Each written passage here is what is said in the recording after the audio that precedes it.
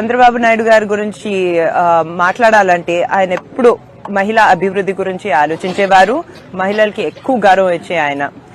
ఇప్పుడు చూసుకుంటే డ్వాక్రా సంఘాల్ని మన భారతదేశంలోనే ఈ స్థాయికి వచ్చాయంటే అది చంద్రబాబు నాయుడు గారి వల్లన.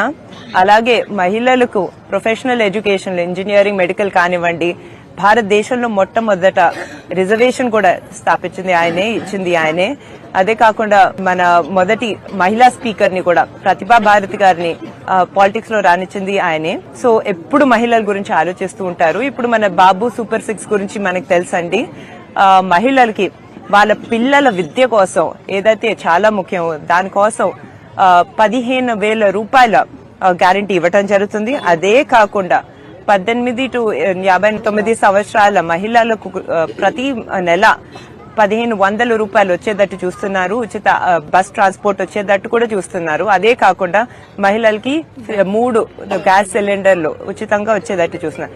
అదే కాకుండా అలాంటి యువతి యువకులకి కళలకు రెక్కలు అనే ప్రోగ్రాం ద్వారా వాళ్ళకి 0 ఇంట్రెస్ట్ లోన్స్ వచ్చేటట్టు గవర్నమెంటే గ్యారంటీ ఇచ్చేటట్టు చూస్తున్నారు. సో బాబు గారు ఎప్పుడు మహిళల గురించి ఆలోచిస్తారు, అది కూడా యువతుల గురించి చాలా ఎక్కువగా ఆలోచిస్తారు.